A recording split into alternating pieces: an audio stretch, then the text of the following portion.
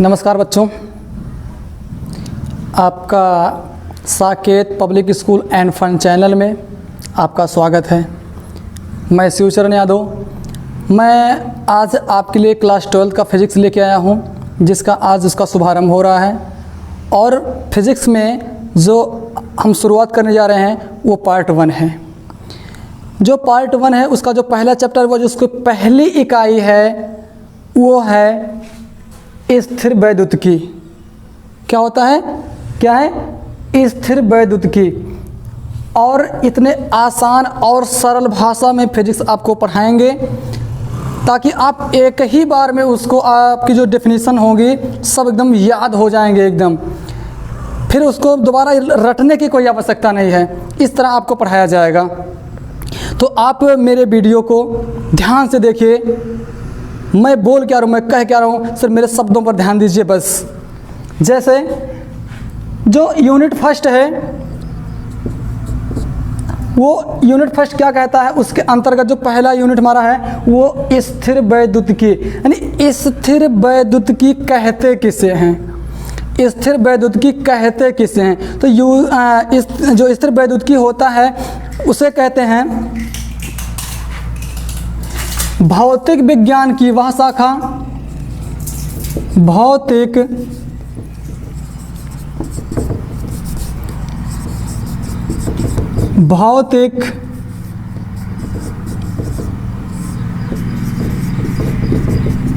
विज्ञान की वह शाखा जिसके अंतर्गत स्थिर आवेशों का अध्ययन किया जाता है।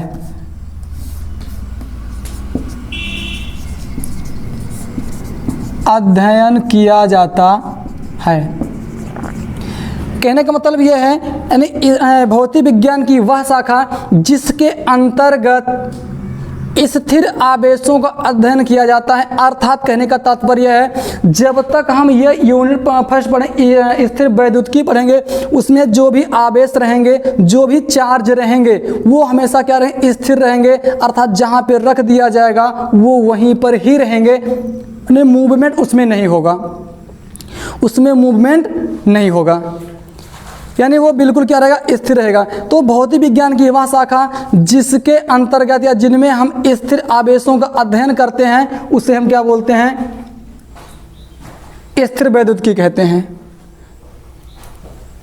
क्या कहते हैं उसे हम, स्थिर वैद्युतिकी। परिभाषा आपको याद हो गया होगा।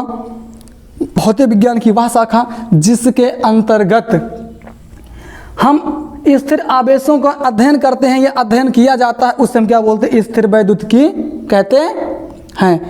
अब इसके अंतर्गत जो चैप्टर आते हैं, इसके पहला आएगा आवेश एवं विद्युत क्षेत्र। आवेश एवं विद्युत क्षेत्र। जो दूसरा आएगा वो आएगा विभवांतर एवं संधारित्र। क्या आएगा, संधारित्र। स्थिर वैद्युतिकी के अंदर जो पहला चैप्टर हमारा है आवेश एवं विद्युत क्षेत्र, दूसरा है विभवांतर एवं संधारित्र। दूसरा टॉपिक, दूसरा चैप्टर जो भी है। तो सबसे पहले आज हम अध्ययन करेंगे आवेश एवं विद्युत क्षेत्र क्या होता है। क्या होता है आवेश एवं विद्युत क्षेत्र क्या होता है। चलिए, आवेश, अगर आवेश और विद्युत क्षेत्र के अगर बारे में मुझे पढ़ना है तो आवेश क्या होता है, इसको बोलते हैं चार्ज। क्या होता है, चार्ज। चार्ज किसे कहते हैं, आवेश कहते किसे हैं, आवेश कहते किसे हैं। जब यानी कहा जाता है आवेश जो है लगभग 600 BC यानी बिफोर क्राइस्ट यानी ईसा पूर्व में एक यूनानी वैज्ञानिक थे जिनका नाम थेल्स है। क्या नाम, जिनका नाम थेल्स है। इन्होंने थेल्स ने क्या किया था?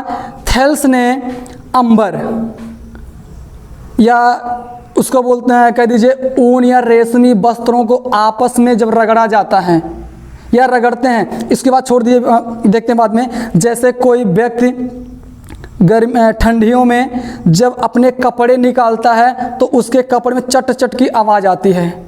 आती है? नहीं आती? आती है, आती है। जैसे कुछ लेडीज़ वस्त्र वगैरह होते हैं तो उसमें भी क्या होता है? चट चट की आवाज़ आती है। तो एक प्रकार का क्या होता है, आपस में जब घर्षण होता है, जब देखिए आप कपड़ा जब ठंडे में निकालते हैं, निकाला जाता है तो उसमें आवाज़ आती है कब? जब शरीर और कपड़े का बीच में संपर्क होता, अर्थात आपस में जब रगड़ता है तो उसके बीच में क्या हो जाता है? चट चट की आवाज़ आती है। जो आवाज़ आती है वो एक प्रकार का क्या है? आवेश है। क्या है वो? एक प्रकार का आवेश है। तो थेल्स जो वैज्ञानिक थे वो अंबर, क्या है? अंबर, अंबर और फर, अंबर और फर दोनों, फर मतलब होता है रोयादार या ऊनी या किसी अन्य किसी वस्त्र से, दोनों को आपस में क्या कर देते हैं? रगड़ते हैं। आपस में क्या करते हैं? रगड़ते हैं। जब रगड़ने पर यह पाया गया, अगर उन दोनों को रगड़ दिया जाए, रगड़ने पर उसके अगल बगल जो कुछ छोटे छोटे वस्तुएं होते हैं, वो वस्तुएं होती थी या उनको अपनी तरफ क्या कर लेती थी? वो खींच लेती थी, यानी अर्थात आकर्षित करती थी। क्या करती थी? आकर्षित करती थी। ठीक है। जो यह आकर्षित करने का गुण, जो आकर्षित करने का गुण था वो एक प्रकार का क्या था? आवेश। इसी को क्या कह दिया गया? वो उसमें क्या होता? आवेश होता है, जो अब वस्तुओं को अपनी तरफ क्या करती है? खींचती है। जैसे आपस को दोनों में, इन दोनों को आपस में रगड़ दिया जाए और कोई तीसरे इसके इर्द गिर्द कहीं हो तो इसके क्षेत्र में जो भी वस्तुएं होंगी वो क्या होंगी? आकर्षित होंगी कि नहीं होंगी? आकर्षित होंगी, बिल्कुल होंगी आकर्षित। जो उसके क्षेत्र के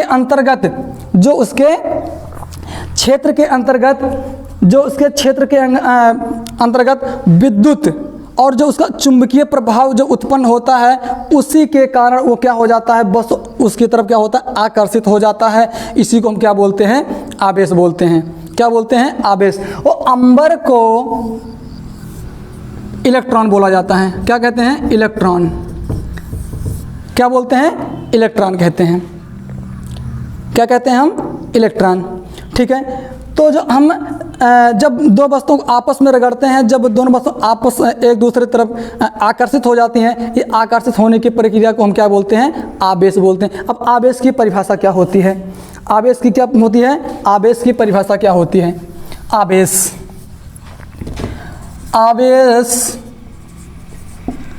किसी वस्तु का वह गुणधर्म है। आवेश किसी वस्तु का वह गुणधर्म है जिससे यह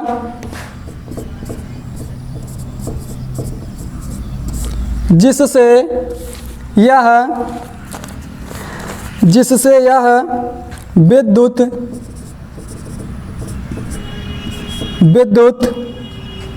तथा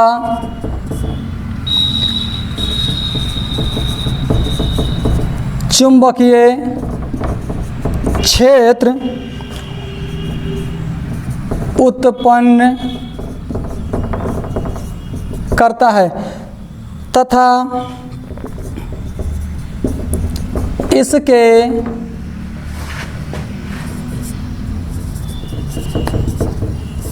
प्रभावों को अनुभव करता है।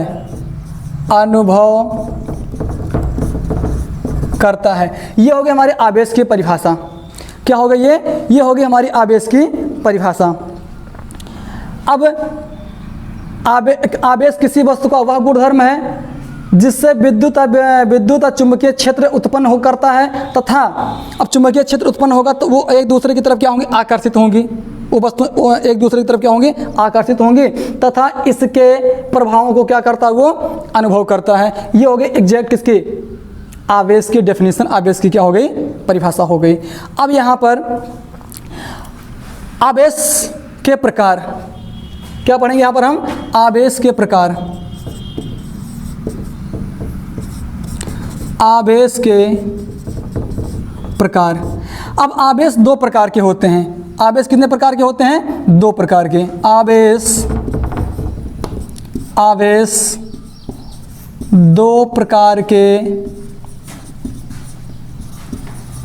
होते हैं। पहला होता है धन आवेश या धनावेश, दूसरा होता है ऋणावेश।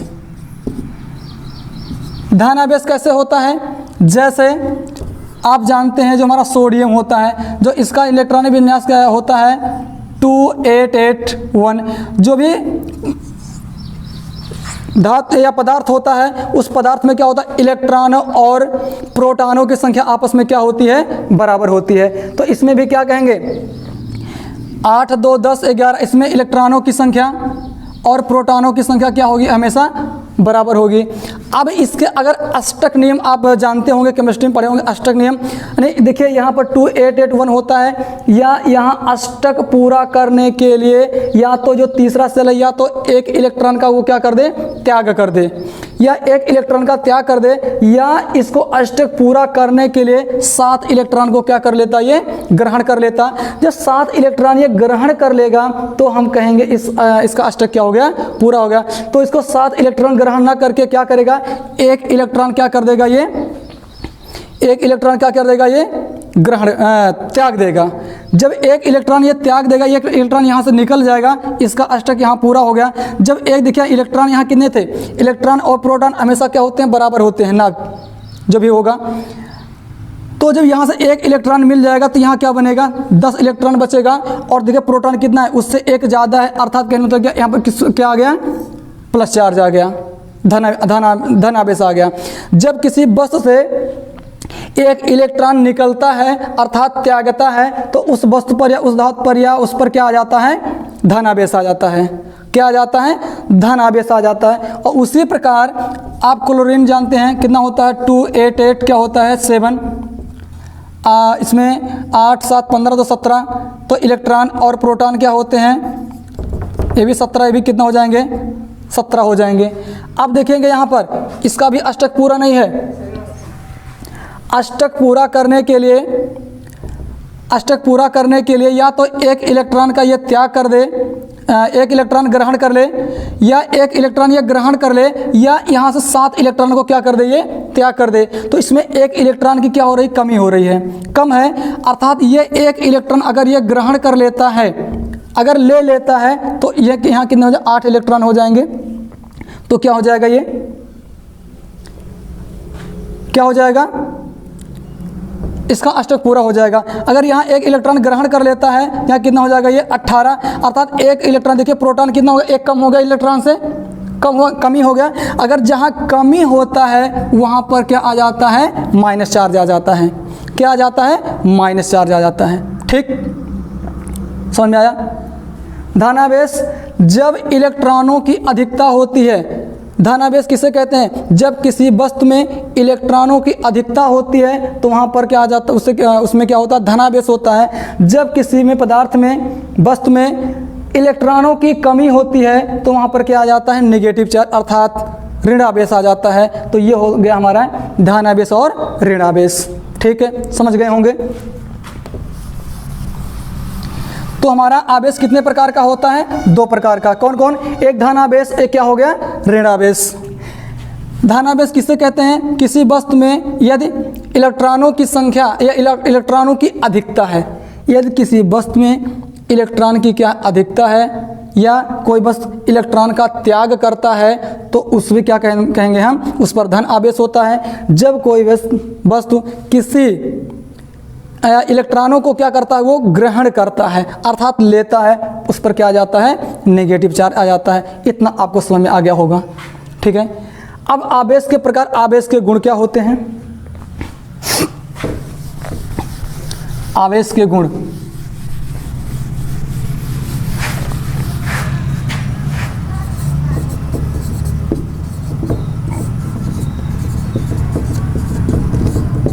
आवेश के गुण। अब आवेश के गुण क्या होते हैं? जब आप जानते ही हैं, जब दो वस्तुएं आपस में रगड़ी जाती हैं तो आपस में क्या होता है? आकर्षण का गुण होता है। दोनों वस्तुएं अब या तो एक दूसरे को अपनी तरफ क्या कर लेती हैं? आकर्षित कर लेती हैं, या एक दूसरे की तरफ क्या कर देती हैं? वो धक्का दे देती हैं, रिपल्सन करती हैं, धक्का दे देती हैं, एक दूसरे से क्या हो जाते हैं? दूर हट जाते हैं। जैसे ये कोई वस्तु है, इस पर प्लस चार्ज है, प्लस चार्ज है। अगर इस पर प्लस चार्ज है, दूसरा अगर ये क्या है? नेगेटिव चार्ज है। जब दो वस्तु आपस में आकर्षित होंगे कब? जब दोनों वस्तुओं पर क्या होता है? दोनों वस्तुओं पर क्या होता है? विपरीत चिन्ह, अर्थात चिन्ह क्या होता है? अलग अलग होता है। तो उन दोनों वस्तुओं में क्या होता है? आकर्षण होता है। क्या होता है? आकर्षण होता है। दोनों वस्तुओं में क्या होता है? आकर्षण होता है। कब? जब चिन्ह क्या हो? अरे कहने मतलब हमारा ये है कि जब दोनों वस्तु, एक पर धन चार्ज हो, एक पर क्या हो? ऋण चार्ज हो, ऋण आवेश हो, धन आवेश। दोनों अगर आवेश क्या हो? एक प्लस एक माइनस हो, तो दोनों आपस में क्या हो जाएगा? आकर्षण हो जाएगा, अट्रैक्शन हो जाएगा। अगर ऐसे ये प्लस है, ए भी प्लस है, और ए भी क्या है? ए भी प्लस है। अगर किन्हीं दो वस्तुओं पर अगर समान आवेश है तो ये एक दूसरे से क्या हो जाएंगे? दूर हटेंगे। अर्थात क्या हो जाएंगे? ये आपस में आकर्षित नहीं होंगे, अर्थात एक दूसरे को पीछे की तरफ क्या धक्का दे, अर्थात ये प्रतिकर्षित हो जाते हैं। क्या हो जाएंगे? प्रतिकर्षित हो जाते हैं। ये हो गया। या इसी प्रकार हमारा ऋण हो, माइनस चार्ज हो, तो भी एक दूसरे से तरफ क्या कर देते हैं? ये प्रतिकर्षित करते हैं। तो समान आवेश का गुणधर्म, समान आवेश एक दूसरे को प्रतिकर्षित करते हैं, और विपरीत आवेश एक दूसरे को क्या करते हैं? आकर्षित करते हैं। ये क्या होता है? आवेश का गुण हो गया। क्या हो गया? आवेश का गुण हो गया। अब आप जानते हैं आवेशन क्या होता है? क्या होता है आवेशन?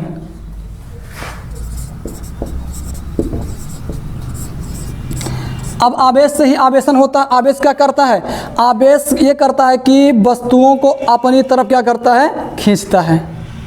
क्या करता है? आकर्षित करता है। तो आकर्षित, किसी वस्तु को आवेशित करने की प्रक्रिया को हम पदार्थ आवेशन कहते हैं। क्या कहते हैं? आवेशन। इसकी परिभाषा होगी किसी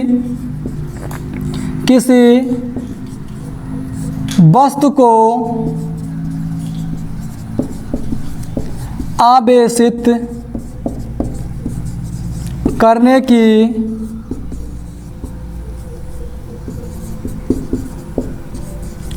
प्रक्रिया को आवेशन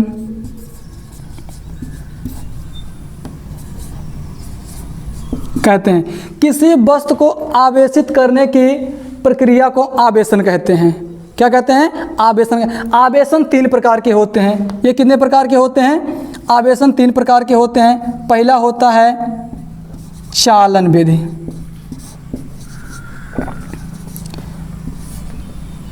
दूसरा होता है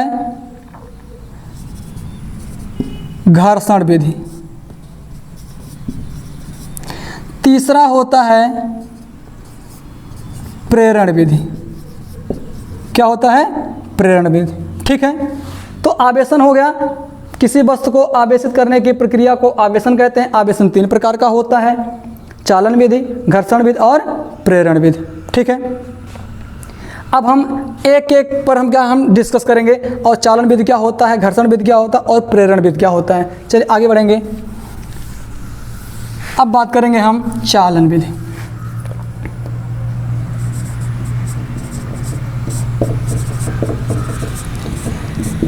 अब चालन से आप जानते हैं, जब जैसे मान लीजिए कोई वस्तु में से जो आवेश चल कर जाए, क्या हो जाए? चल कर जाए। इसे मान लेते हैं ये हमारा एक कोई है, ये आवेशित चार्ज है, आवेशित वस्तु है। इस पर कौन सा चार्ज है? प्लस चार्ज है। ये आवेशित वस्तु है, आवेशित वस्तु है। और एक ये है निरावेशित है। क्या है? निरावेशित है।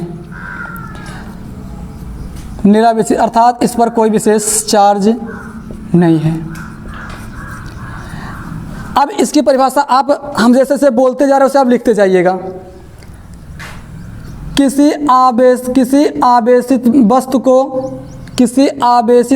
को निरावेशित वस्तु को एक चालक तार से जोड़ दिया जाता है, एक चालक तार से जोड़ दिया जाता है तो वह वस्तु क्या हो जाती है? आवेशित हो जाती है। कहने का मतलब क्या है? जब ये एक आवेशित है, एक निरावेशित है, इधर इसमें क्या है? प्लस चार्ज है। ये प्लस चार्ज इस तार के द्वारा चल करके कहाँ पहुँच जाएगा? इस निरावेशित वस्तु में पहुँच जाएगा और क्या हो जाएगा? ये वस्तु एक दूसरे से क्या हो जाएंगे? आकर्षित हो जाएंगे। इस प्रक्रिया को हम क्या कहते हैं? चालन विधि आवेशन कहते हैं। क्या कहते हैं? चालन विधि आवेशन। तो परिभाषा क्या होगी इसकी? किसी आवेशित वस्तु को निरावेशित वस्तु से किसी आवेशित वस्तु को निरावेशित वस्तु को चालक तार से जोड़ देते हैं तो वह वस्तु क्या हो जाती है? आवेशित हो जाती है। इस प्रक्रिया को या इस विधि के आवेशन को हम क्या बोलते हैं? चालक विधि का चालन द्वारा आवेशन कहते हैं।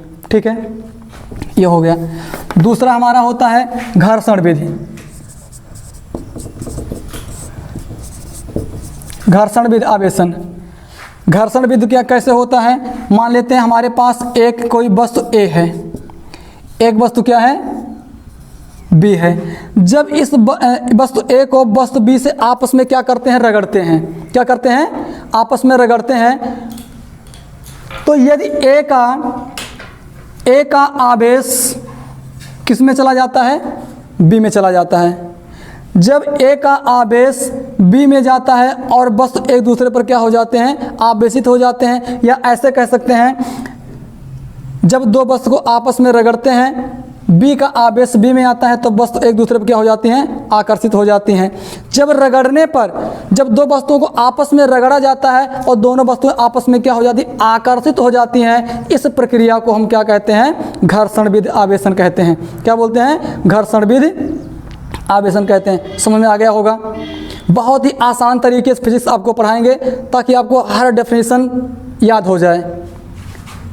एक वस्तु A है, वस्तु B है, दो वस्तुओं को आपस में रगड़ा जाएगा तो दोनों वस्तुएं यानी A में से इलेक्ट्रॉन निकल के कहाँ? B में जाएंगे, या आवेश निकल कर इसमें जब B में जाएंगे, बस आपस में क्या हो जाएंगे? आकर्षित हो जाएंगे। इस प्रक्रिया को क्या बोलते हैं? हम घर्षण विधि बोलते हैं। तीसरा हमारा होता है प्रेरण विधि। क्या होता है? प्रेरण विधि। प्रेरण विधि में ये हमारा मान लेते हैं एक कोई वस्तु है, इस पर कौन सा चार्ज है? प्लस चार्ज है। इसको एक स्टैंड पर हम लगा देते हैं। इसमें देखिए ये क्या है? इसमें आवेश प्रवाहित नहीं हो। अगर मतलब ये अगर स्टैंड पर लगा देते हैं तो जो चार्ज है ये नीचे की तरफ प्रवाहित हो जाएगा। यही इतना केवल हमारा आवेशित वस्तु है, इसमें कोई आवेश नहीं है। एक आवेशित वस्तु है और एक क्या है? निरावेशित वस्तु है। क्या ये? निरावेशित वस्तु है। जब एक आवेशित वस्तु को निरावेशित वस्तु के संपर्क में लाते हैं या एक निरावेशित वस्तु को आवेशित वस्तु के संपर्क में लाते हैं तो उस पर उसके विपरीत, अगर इसमें प्लस चार्ज है, अगर ये आवेशित वस्तु है, अगर इसमें प्लस चार्ज है, जब इस निरावेशित को अर्थात इसमें कोई चार्ज नहीं है, अर्थात इस निरावेशित को इसके संपर्क में लेकर आते हैं तो इसमें क्या होता है? एक विशेष इसके विपरीत क्या हो जाता है? अगर प्लस चार्ज है तो उसमें माइनस चार्ज उत्पन्न हो जाता है और बस एक दूसरे क्या हो जाती हैं? आकर्षित हो जाती हैं। इस प्रक्रिया को हम क्या बोलते हैं? प्रेरण। क्या बोलते हैं? प्रेरण विधि द्वारा आवेशन बोलते हैं। ठीक है, एक आवेशित वस्तु है और निरावेशित वस्तु को हम किसके समीप लेकर आते हैं? आवेशित वस्तु के समीप लेकर आते हैं। उसमें क्या होता है? विशेष उसके विपरीत आवेश उत्पन्न हो जाता है और वो वस्तु क्या हो जाती है, आवेशित हो जाती है। इस प्रक्रिया को हम क्या बोलते हैं, प्रेरण द्वारा आवेशन बोलते हैं। तो आज का टॉपिक यहीं तक, फिर इसके आगे अगले वीडियो में मिलेगा। अगर ये मेरा लेक्चर, मेरा वीडियो अगर आपको समझ में आया है तो आप इसको लाइक करिए, ज़्यादा से ज़्यादा शेयर और सब्सक्राइब करिए। तब तक के लिए जय हिंद, जय भारत।